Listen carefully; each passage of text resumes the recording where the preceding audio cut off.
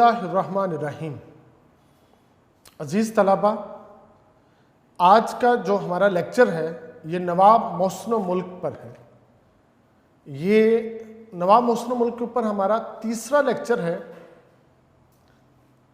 आपके जो page number text book का पेज नंबर 18 है उसका पहला पैराग्राफ, वहाँ से हम इस चैप्टर का आगाज़ करेंगे। तो मौलवी अब्दुल हक कहते हैं नवाब मोहसिन मुल्क को दूसरों से काम लेने का बहुत अच्छा सलीका था। वो कुछ ऐसे मेहर अमेज़, मेहर कहते मोहब्बत को, मोहब्बत भरे अंदाज से कहते थे और इस तरह हिम्मत अफजाई करते थे कि लोग खुशी खुशी उनका काम करते थे। अजीज़ तलबा, जिस शख्स के अंदर मैनेजमेंट की इंतज़ामी सलाहियतें खूबियाँ होती हैं, वो किसी भी शख्स से रोब या दबदबे की वजह से वो किसी से काम नहीं लेता। और अगर कोई इस अंदाज से किसी से कोई काम लेगा तो इंसान उकताए हुए दिल के साथ उसका काम करेगा। इंसान उस काम को यूं करेगा कि इससे अच्छा था वो काम ना ही करता। उसके अंदर वो खामियां छोड़ेगा, कोताहियां छोड़ेगा, उसमें परफेक्शन नहीं लाएगा। मगर जो शख्स चाहता है वो जिसको जो काम सौंपे, वो जिसके ज़िम्मे जो जिम्मेदारी लगाए, वो जिसको जो काम दे, वो बेहतरीन तरीके से उसको करके दे, वो उसमें परफेक्शन लगाए, उसमें उसकी मेहनत नज़र आए, उसमें उसकी काबिलियत नज़र आए, तो वो तब मुमकिन हो सकता है जब वो मोहब्बत के साथ, रिस्पेक्ट के साथ उसको वो काम सौंपे और उसे ये बावर करवाए ये जो मैं आपको काम दे रहा हूं, मेरी तमाम टीम के अंदर फर्द वाहिद सिर्फ आप हो जो इस काम को करने के अहल हो। लिहाजा इसलिए मैंने आपको ये काम सौंपा है और मैं आपसे ये तवक्को रखता हूं कि आप मेरी सोच से ज़्यादा अच्छा काम करोगे। मुझे आप पे मुकम्मल एतमाद है, मुकम्मल भरोसा है। जब ये सारी मोहब्बतें उस शख्स को मिलती तो वो शख्स इंतहाई खूबसूरती से आपका काम करता, बल्कि अपने काम से ज़्यादा मेहनत, दिल लगी के साथ वो नवाब साहब का काम किया करता था। अपने मुलाजमों और मातहतों से भी उनका सलूक ऐसा था कि वो उनकी फरमाइश की तामील ऐसी तनदही और शौक से करते थे जैसे उनका कोई ज़ाती काम हो और वो वक्त पर जान लड़ा देते थे। अजीज़ तलबा, आपने जब भी किसी से कोई काम लेना है, आपके मुलाजिम हों, आपके मातहत हों, ये उनकी ड्यूटी है। बहैसियत इंसान हम सारे के सारे बराबर हैं। हमें फजीलत वाला वो है जो मुत्तकी है, जो परहेजगार है, चाहे रंग के एतबार से हो, चाहे नस्ल के एतबार से हो, हम सब के सब एक जैसे हैं। एक शख्स है, उसकी ड्यूटी जो ना वो मैनेजर की है, एक शख्स जो है उसकी ड्यूटी जो है वो कैशियर की है, एक शख्स जो है उसकी ड्यूटी वॉचमैन की है। ये इनकी ड्यूटीज़ हैं, ये इनकी जिम्मेदारियां हैं, मगर बेहैसियत इंसान वो सब एक जैसे हैं। ये इस्लाम का हुस्न है। इसलिए तो वो कहा जाता है एक ही सफ में खड़े होगे महमूद व अजाज, ना कोई बंदा रहा ना कोई बंदा नवाज।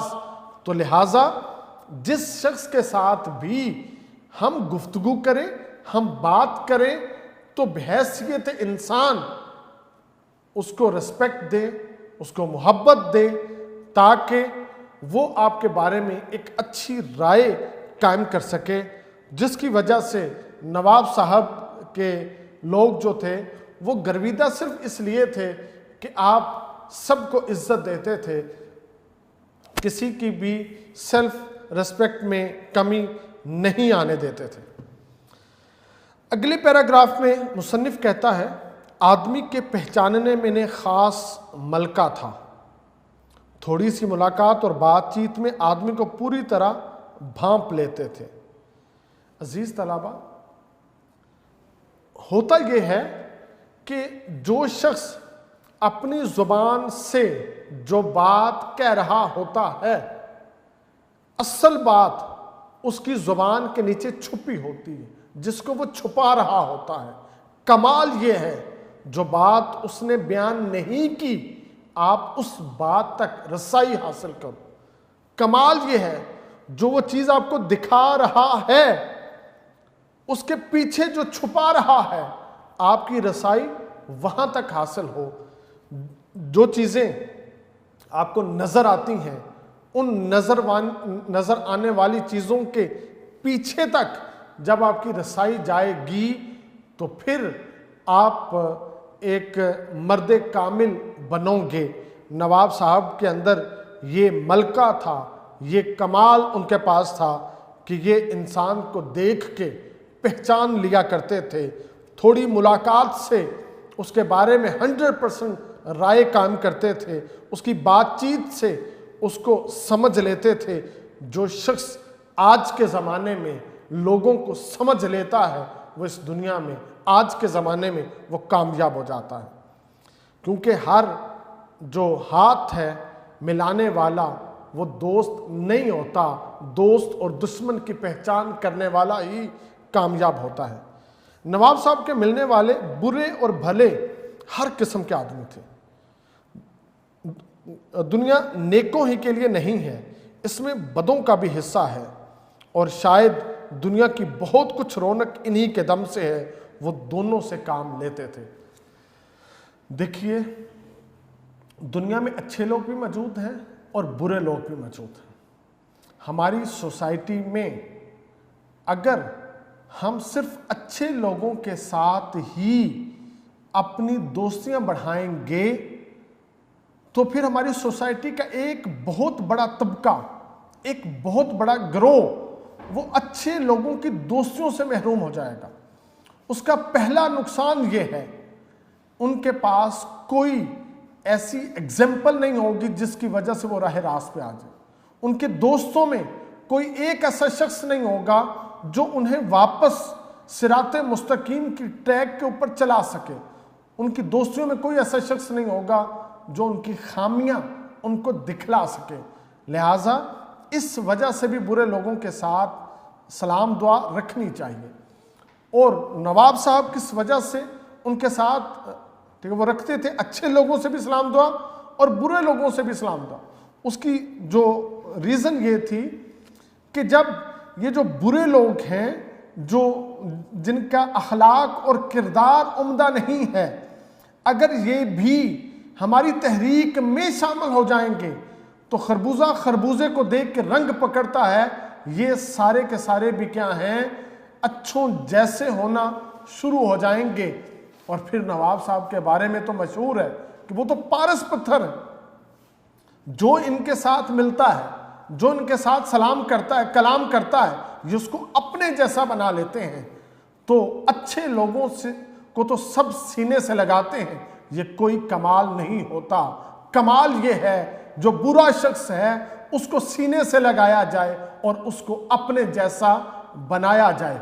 हमारे जो सूफिया आए, उन्होंने इसी बात के ऊपर मेहनत की। उन्होंने बुरों को अपने साथ अटैच किया, उन्हें किसी को ज़माने का अब्दाल बना दिया, किसी को ज़माने का वली बना दिया, किसी को कुछ बना दिया। लिहाजा दुनिया में बुरे लोगों का हिस्सा है, ये एक सच है। हमने इस सच को समझना है और अपनी काविशों से उनको करीब लाके अपने जैसा बनाना है। नवाब मोहसिन मुल्क के अंदर ये खूबियाँ मौजूद थीं। अल्लाह रब्बुल इज़्ज़त ने दुनिया में खैर भी रखी है, दुनिया में शर भी रखी है। हमने खैर के साथ और शर के साथ सरवाइव करना है। लिहाजा ये दोनों ताकतें, दोनों कुव्वतें मौजूद हैं।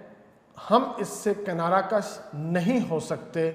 हमें सीखना है हम उनके साथ किस तरह से पेश आएं ताकि वो हमारी तहरीकात में शामिल हो सकें। नवाब साहब को मुतालिया का बहुत शौक़ था। अखबारात और उर्दू, फ़ारसी, अरबी किताबें बराबर पढ़ते रहते थे। अंग्रेज़ी के अखबारात और मज़ामीन भी पढ़वा कर सुनते थे।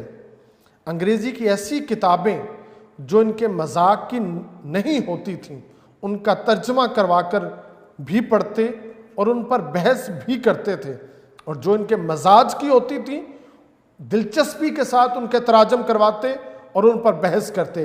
इनके कुतुब खाने में, इनकी लाइब्रेरी में फ़ारसी किताबें मौजूद थीं, अरबी की किताबें मौजूद थीं और अंग्रेज़ी की भी आला दर्जे की किताबें मौजूद थीं। अजीज़ तलबा, जो मुतालिया है ये हमें आज के ज़माने में सरवाइव करना सिखाता है। जो किताब बिनी मुताले की आदत है ये हमारे जहन को रसा करता है।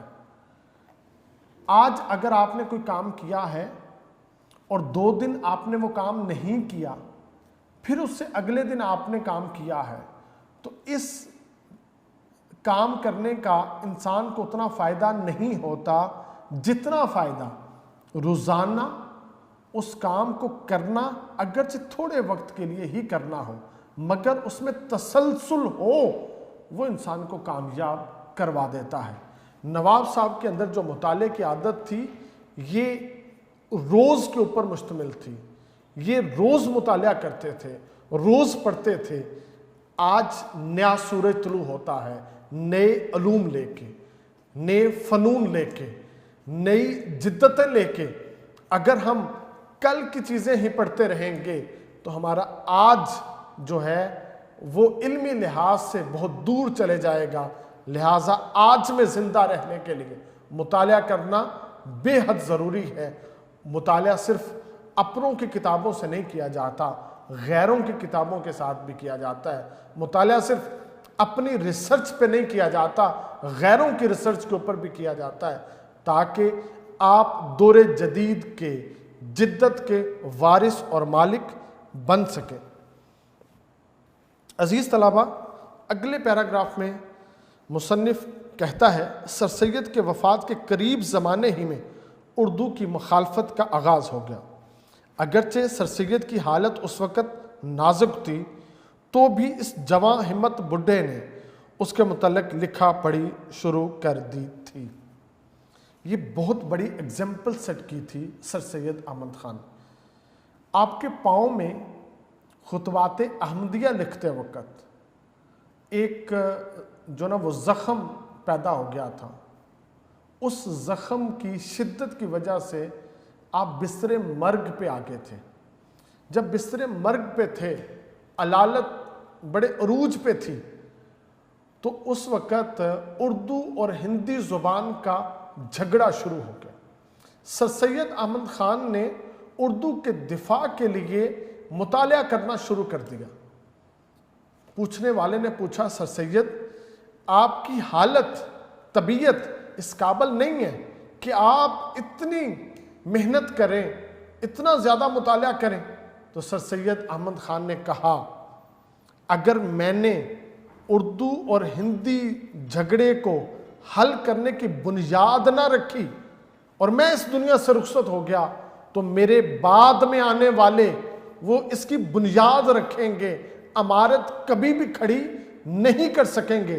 लिहाजा मुझे इसकी बुनियाद रखनी है ताकि मेरे जानशीन, मेरे तलाबा इसके ऊपर इमारत खड़ी कर सकें। तो अजीज़ तलाबा, फिर ऐसे ही हुआ था कि आपके जितने भी रुफ़ाका थे उन्होंने उर्दू ज़बान के दिफा में इतनी कामयाबियां हासिल की कि देखते ही देखते मुसलमानों की उर्दू ज़बान के दिफा करने में मुस्लिम लीग भी मार्ज़ वजूद में आई, सियासी प्लेटफार्म भी हासिल हुआ।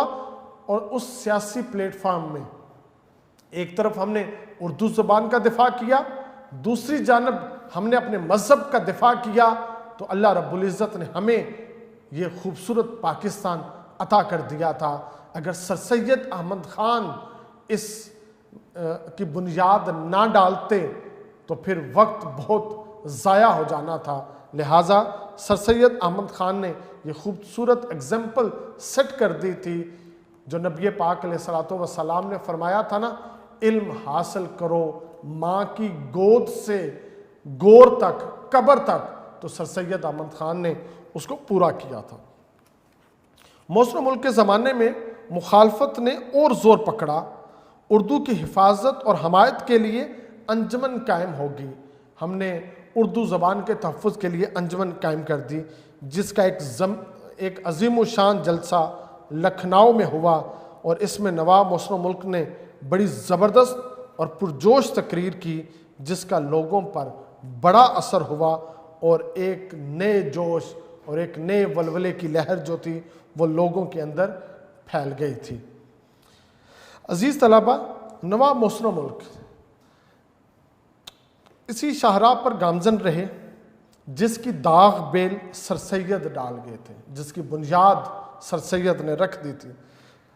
सर सैयद के बाद मौसम मुल्क ने उनके काम को जिस तरह संभाला, जिस तरह निभाया और जिस तरह बढ़ाया, ये इन्हीं का काम था। क्योंकि बेटा इसमें एक चीज़ वाज़ेह है, जो बड़ा शख्स होता है उसकी फ़हम व फरासत बहुत बड़ी होती है, उसके प्रोजेक्ट्स बहुत बड़े होते हैं, उसके आइडियाज़, उसका विजन बहुत बड़ा होता है, उसकी तहरीकात भी बहुत बड़ी होती हैं। तो सर सैयद अहमद ख़ान, इसके ऊपर हम सब लोगों का इजमा है कि आप वाक़यातन हर एतबार से बहुत बड़े थे। तो आपके काम को संभालना कोई आसान काम नहीं था, आपकी जानशीनी लेना कोई आसान काम नहीं था। ये वही मर्द मोमिन कर सकता था जिसके अंदर सर सैयद की फ़हम व फरासत थी, जिसके अंदर सर सैयद की काबिलियत मौजूद थी।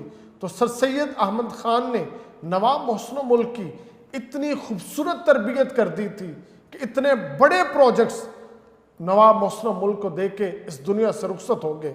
फिर दुनिया ने देखा एक आपका शोबा भी ऐसा, एक प्रोजेक्ट भी आपका ऐसा नहीं था जो दिन दुगनी रात चुगनी जिसने तरक्की ना की हो, जो फला फूला ना हो।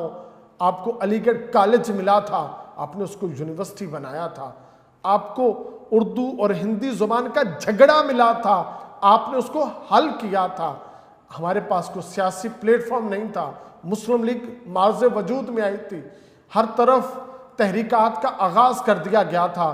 तो नवाब मौसम मुल्क सर सैयद के बेहतरीन जानशीन जो थे वो साबित हुए थे। इसके बाद इनके बाद ये जो कुछ नवाब मौसम मुल्क ने किया, कोई इनकी यादगार बनाए या ना बनाए, मौसम मुल्क का काम इनकी सबसे बड़ी यादगार है। नवाब मौसम मुल्क ने जितने काम किए वो इनकी सबसे बड़ी यादगार है और हमेशा वो याद रखी जाएंगी। मौलवी अब्दुल हक की किताब चंद हम असर, वहाँ से ये मौजू लिया गया। नवाब मौसम मुल्क, आपकी सीरत, आपके किरदार, आपकी मेहनत, आपकी काविशें, उनको आपके सामने जो ना वो लाया गया ताकि आप इस मर्द कामिल से आगाह हो सकें। अज़ीज़ तलबा, अब यूनिक नोट से हम देखेंगे कि हमने इसके जो पैराग्राफ दिए हैं उसकी जो तशरीहात वो थोड़ी सी देखेंगे और उसी के साथ इसके जो MCQs हैं साथ एक नज़र हम उस पर भी डालेंगे। अब आपके सामने हम यूनिक नोट्स लाते हैं। अज़ीज़ तलबा, यूनिक नोट्स में ये हमने मुश्किल अल्फाज व तराकीब की तफ़हीम लिख दी हैं, जिसमें चिराग अली का ज़िक्र था, बता दिया गया कि तहज़ीबुल अखलाक में ये लिखते थे। मौलवी मुश्ताक हुसैन कौन थे, शिबली नौमानी कौन थे, नज़ीर अहमद कौन थे,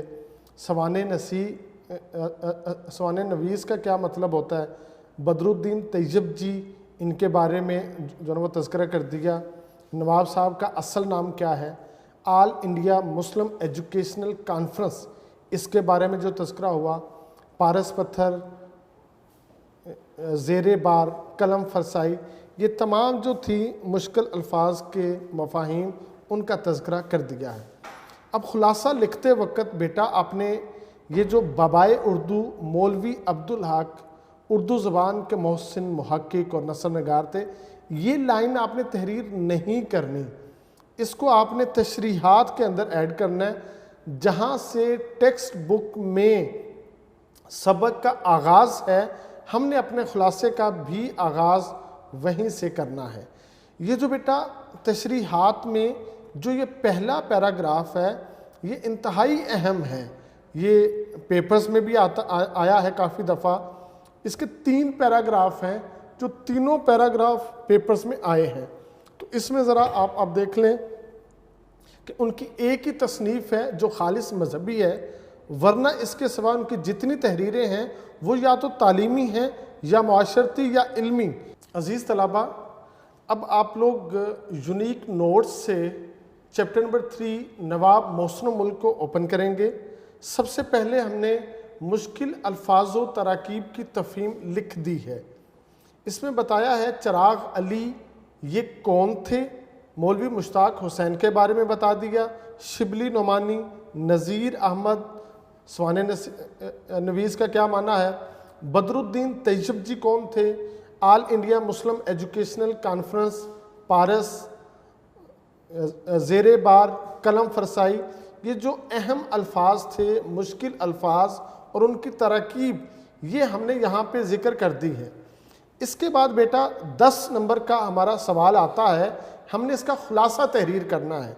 खुलासे में 1 नंबर तो मुसन्निफ़ के नाम का आता है, मौलवी अब्दुल हक आ जाएगा, और उसके बाद ये जो पहली लाइन खुलासे के अंदर यहाँ पे दर्ज है, अजीज़ तलबा आपने इसको खुलासे में नहीं लिखना, हमने खुलासा वहीं से शुरू करना है जहाँ पे टेक्स्ट बुक से इस सबक का आगाज़ हुआ था। कुदरत ने नवाब मोहसिन मुल्क को बहुत सी खूबियाँ अता की थीं, यहाँ से हम लोग अपने खुलासे का आगाज़ करेंगे।